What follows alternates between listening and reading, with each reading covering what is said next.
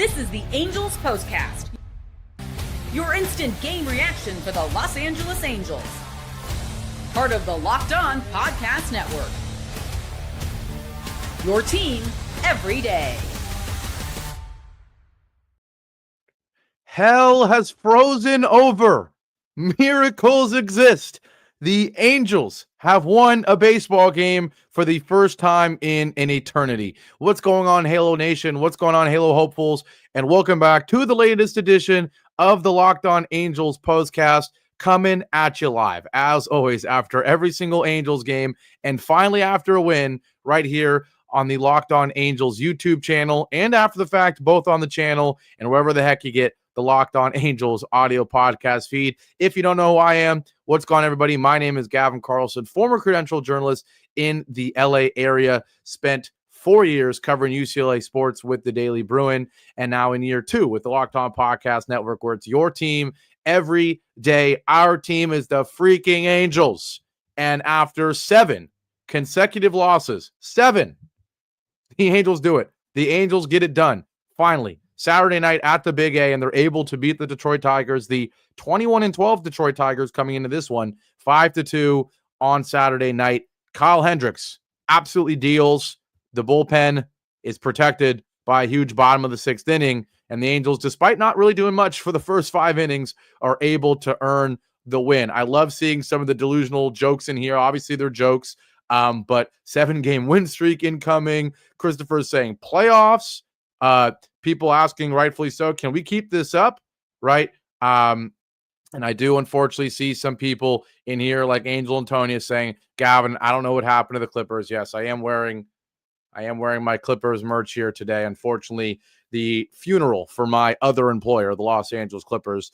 But enough about that. At least the Angels came through and gave me and everyone else, like Jay is saying here, the Angels win heals the night after the Clippers loss. But the Angels, they get this one done, 5-2. Boy, oh boy, was it needed after 7 consecutive losses. The Angels still can't score 6 runs. They still continue their streak. They haven't done that since, let me go all the way back to April 10th. They still haven't scored 6 runs since April 10th, but they do pick up 5 today. And that takes me right to everyone's favorite segment in America, the Turning Point. Time to reveal where the game was won or lost. It's the Turning Point. Yes, and without a doubt, it is the bottom of the 6th inning, because I don't know about you guys, but the first 5 innings, this game felt exactly, and I mean exactly, like every other game we've had recently, where it was setting up to be a great start, wasted. As you see on my screen here, it says the 4-run 6 saves Ron and the Halos from another collapse, right? If you forget the last couple of games, 2 nights ago, you're up 4-2. You have a solid start, and it's absolutely blown by a collapse from Reed Detmers and company. Last night, it's 1-1. Let's not act like, that was 3 nights ago, I believe, right? That it was 4-2. Then you had 3-3. I'm trying to remember what happened at this point because it's been so insane. You had the 3-3 game on Wednesday against the Mariners that became a 9-3 loss on Wednesday the 30th. Then on Thursday, the 4-2 lead became a 10-4 defeat. And then last night, the 1-1 tie becomes an absolute capitulation from Kenley Jansen and company and a 9-1 defeat, right? So that's 3 games in a row, Wednesday, Thursday, and Friday, where you got a great start, right? Either it was 3-3, 4-2, you're winning, or 1-1 going into the 9th. And all 3 games, you collapse, right? So this game, like those, it looked the exact same. It looked nearly identical. Kyle Hendricks dealing, absolutely dealing, but the Angels offense, outside of getting a gift on a horrible error that we'll talk about later, they do nothing offensively. Still another 10 strikeouts, still only 1 walk as a whole lineup, right? So let's not act like anyone, like this was a performance to lose your mind about. And everything was setting up for this to be another collapse. And then the bottom of the 6th happened. Thank goodness it did. And I will say, I'll take some credit. I was watching this one on my phone and listening to it on the radio until the 6th inning. I turned it on the bottom of the 6th, I promise you. And we immediately, Nolan Schanuel base hit, Jorge Soler base hit, Ward flies out, but then Travis d'Arnaud takes a great 3-2 walk. It was a good at-bat from him, able to foul off a pitch on 3-2, and then take a low and outside knuckle curve Was an easy take, but still, you'll take the take nonetheless. And finally, someone comes through. Bases juiced for Luis Rengifo, and what I love, he wastes no time against Jack Flaherty, gets a knuckle curve, gets it where he was looking for. Hangs a knuckle curve. It's at the knees. He's sitting on it, and he rips it. 98.5 exit velo. Hit it right where you needed to, in between the second baseman and shortstop, up the middle, base hit, scores Sean Will, scores Jorge Soler, and just like that, the 1-0 lead becomes 3-0. At that point, I'm like, thank goodness, 3-0. Still easily a lead the Angels can blow. They've done it in recent games, but feeling a lot better than 1-0 because 1-0 was looking like an obvious blown lead coming, right? And then the best news happens. Campero does strike out, but Kyren Paris comes up against, obviously, still Flaherty at this point, just 3-0. He's still in the ball game. Gets ahead 2-0 on 2 bad pitches, takes a strike on a slider down the middle, and clearly he's waiting for this knuckle curve, and he gets it. Just like against Rengifo, Flaherty hangs the knuckle curve, this one even higher, and Kyren Paris rips it. I mean, rips it in left field, 104.7 exit velo, and how great was that to see? Kyren Paris, if you guys forget, and I know you don't because I don't, because we were talking about it the whole beginning of the year, not only was this guy ripping the cover off the baseball, not only was he clearly the hottest hitter on the Angels, one of the hottest hitters in all of baseball, right, the first couple of weeks, but not only was he hot, he was also clutch, man. He was clutch, Kyren. He was the guy that was getting the RBIs in the bottom of the 8th inning, in the bottom of the 9th. He was having the RBIs in the 10th, right? He was that guy. And so not only does he have a 2 RBI base hit, which we have been begging for from him for a while, but it's a clutch one too, right? It's 3-0. You still need these runs. There's 2 outs. Second and third, there's 2 outs, right? And like Craig is saying, he absolutely read my mind here, right? This is what makes being a young baseball player so hard. You come in and you catch fire, right? Then the pitchers adjust. And unfortunately, he hasn't been able to adjust back. But like Craig says here, hopefully Paris adjusted to the adjustments to him. That's absolutely right. Absolutely right from Craig. That's what we're hoping for, right? The problem with this Angels lineup as a whole, we talked about the Johnny Washington comments. We talked about the approach from this team and how every hitter looks the same. And the problem is every hitter looks the same and they make the same adjustments as a team, as a whole. That's not good. You need individual players making individual adjustments based on what they're succeeding at, what they're not succeeding at, right? And so Kyren Paris is the biggest example of that as someone who started on fire. They adjusted to the way he was hitting and really to the way the whole Angels team was hitting. And now hopefully he's starting to adjust, right, and get better. But absolutely huge swing from him. Scores 2 runs. Darno scores. Rengifo scores. And 1-0. 1-0 only on an error becomes 5-0 going into the 7th inning. How huge was that, right? Because then Hendricks can come in the 7th when, if it's 1-0 and he gives up a base hit, maybe Ron Washington gets excited, right? How many times have we seen it? He gets excited and takes him out or something, right? But it's 5-0 now. Hendricks can take a deep breath. He goes 1, 2, 3 in the 7th, and you're loving it. He comes up in the 8th, gets another out, gives up a home run. But guess what? If it was 1-0 and the game's tied and he gives up that home run, he's probably done.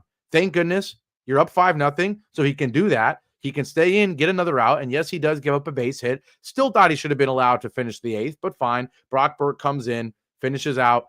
The other reason I thought he should have finished the 8th is because then you could have just had Kenley Jansen in the 9th. Instead, because Brock Burke comes in to finish the 8th, he has to pitch the first 2 guys of the 9th, ends up giving up back-to-back hits, makes things interesting when Kenley Jansen comes in the game in the 9th. But the moral of the story is, thank goodness for that bottom of the 6th inning. Without it, you probably lose this game. You probably lose an 8th in a row. And infuriatingly, you probably lose your 4th game in a row getting a quality start. Thank goodness tonight that was not the case. Now, when we come back from our break, we'll talk about that quality start from Kyle Hendricks because he picked up his first win as a Halo in phenomenal fashion. We'll get to that. We'll talk about how the Angels scored that hilarious first run in the 1st inning, and we'll look forward to maybe starting a winning streak. How about that? Crazy comment. We'll talk about all that after our break here on the Locked On Angels Postcast.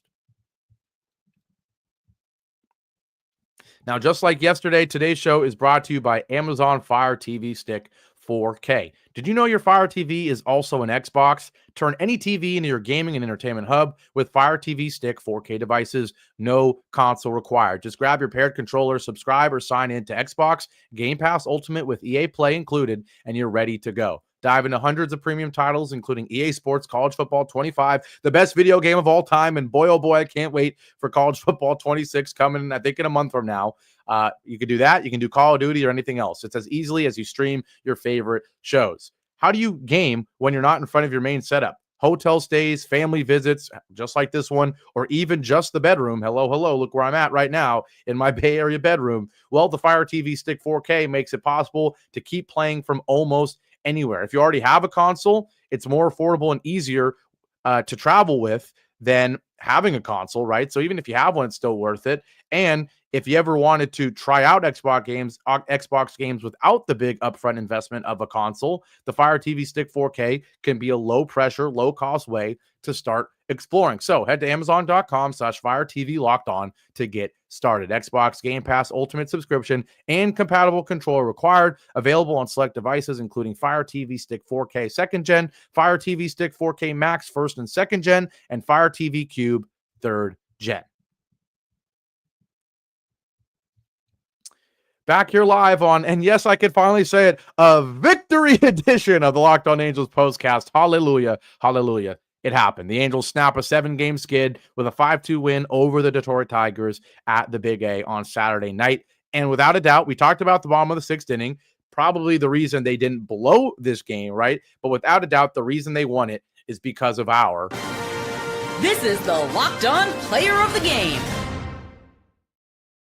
It's because of our player of the game, Kyle Hendricks. And what a way for this guy who I know he's been getting criticism throughout his early young Angels career, and rightfully so. He has not been good, but finally he snaps a rough start to the season with his first win in phenomenal fashion. He goes 7 2/3, gives up just 4 hits, 1 earned run on that home run. And the best part, sure, he only had 3 strikeouts, but no walks, and only 4 hits. And really, if you take out his only solo shot there, the start was almost perfect. I mean, he had only given up 1 hit through the first couple of innings. He gave up a leadoff single in the top of the 2nd, but then immediately still made it a 1-2-3 inning by getting a force out and a double play. 3rd is 1-2-3, 4th is 1-2-3, 5th is 1-2-3, 6th is where he gives up another single. So think about it. It does not happen until there's 2 outs in the bottom of the 6th or top of the 6th inning. That's the first time that he faced 4 batters in an inning. I mean, this game was flying between the Angels doing what they always do, which is never hit, and Kyle Hendricks going 1-2-3, basically 1-2-3, 1-2-3, 1-2-3, 1-2-3, 1-2-3, 4 in the 6th, right? I mean, he was absolutely lights out, goes 1-2-3 in the 7th as well. So really nothing going on. And you see 1 earned run, 4 hits, and you think, what a performance. But through the first 7 innings, it was 0 earned runs, 2 hits, right? He gives up the home run to Spencer Torkelson, who hit a very hard one on a 2-2 pitch where Hendricks just completely hung a curveball at the letters there, and Torkelson crushed it. But outside of that, and then the single there from Trey Sweeney before he gets pulled, he went 7 innings, giving up just 2 hits and no walks, just 2 base runners. He was absolutely perfect, right? And so this is huge for him. We need him to be confident. We know how bad this bullpen is. And so Kyle Hendricks comes oh so close to being the first Angels pitcher in 2025 to make it 8 innings. We still haven't had that happen yet. I certainly think it'll happen soon when you have talented guys like Kikuchi and Soriano and guys like Tyler Anderson and Kyle Hendricks, that they can have games like this where the pitch count stays low because they're just forcing ground balls and getting outs, right?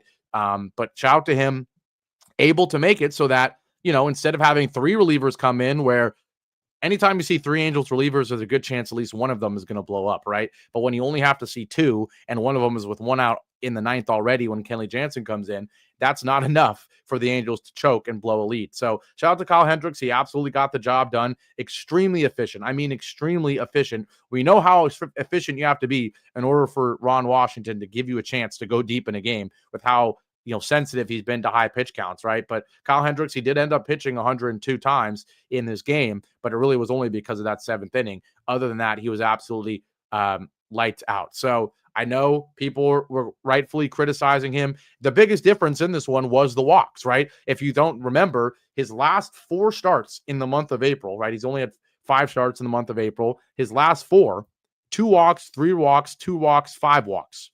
Right? That was the huge thing, right? And so he was actually still pretty good in his first 2 starts, 7 hits, No walks, though, so he only gives up 2 earned runs, 1 on a home run. That was in his debut. Then his next start was downright lights out.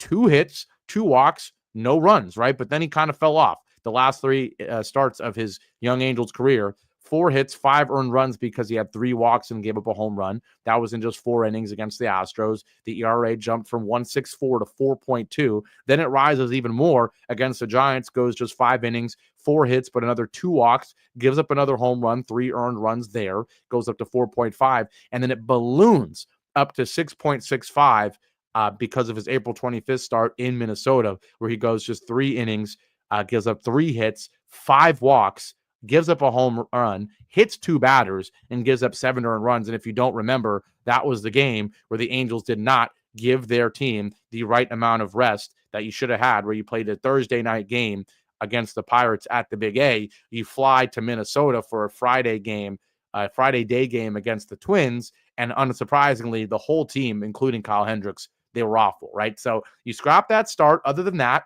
it's really only been a couple walks in the couple starts. Besides that, he's kind of been better than the stats show, right? You see, even after the win, you see a guy who is 1-3 with a 5.28 ERA, and you're thinking, oh, he's been brutal, right? But still, the whip is 1.7. That's fine. He's got only 16 strikeouts. It's really just the walks in that April 13th start and that April 19th start. And then the 25th start was just brutal for so many reasons, right? So I think Kyle Hendricks will be fine. The same way I know Jose Soriano will be fine. I think Tyler Anderson will be fine. And we're praying that Yusei Kikuchi will be fine, right? Kohanowitz is kind of a wild card for sure. And honestly, Kyle Hendricks has been a wild card at this point, but I still believe what I thought coming into this season, which is I think Kikuchi, maybe he's not an ace, but he's a decent ace, right? Jose Soriano has the potential to be an ace, and in a couple of years, I think he has the potential to be one of the best pitchers in baseball. I'm going to keep saying it, right? Kohanowitz does not feel like a number 3 at this stage in his career, right? Kohanowitz feels like a number 4. So I think it makes a lot of sense. I know they shuffled the rotation, but I don't think they shuffled it what it should have been. I think it should be Kikuchi or Soriano first and the other one second.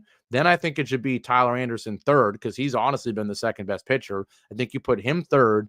Then you go Kohanowitz fourth and Hendricks fifth, right? You're able to balance it out where it's not Anderson and Hendricks back-to-back who are very similar pitchers. Instead, you go Hendricks or you go Anderson, Kohanowitz, Hendricks.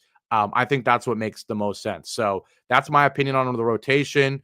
Oh God, I'm seeing Nathan in here talking about Detmers as a starter. Stop. I think he's baiting me here. He says Detmers was going to be an ace. Remember his no-hitter? I think Nathan's baiting me into having a Detmers rant, and I'm not going to do it. I'm not going to do it, Nathan. We won the ball game, all right? I'm going to be positive.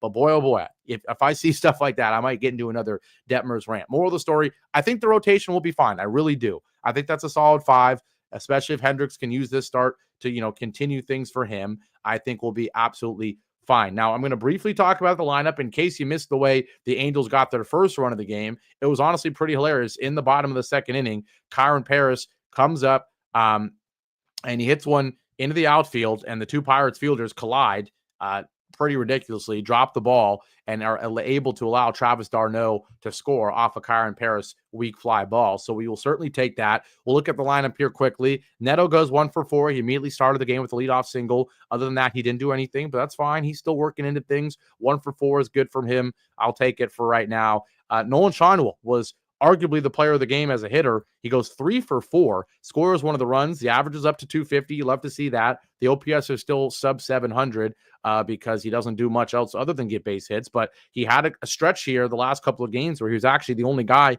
who was getting on via the walk. And here he's the only guy who's able to have 3 hits. So Schanuel kind of settling into that number 2 spot, I guess. I don't think that's where he should be, but we'll take it. Soler hitting third. Don't really understand that at all, but he goes 1 for 4. And Taylor Ward's got to get out of the cleanup spot. He's been just as bad, if not worse than Mike Trout. At least Mike Trout still hits home runs. Taylor Ward goes 0 for 4 with a strikeout. No reason for him to be hitting fourth. I think you need to move Rengifo up. He goes just go 1 for 4 today, but he has the huge 2 RBI hit. Travis d'Arnaud, ironically, the second best hitter of the ball game, 2 for 3, scores 2 runs and gets on via the walk.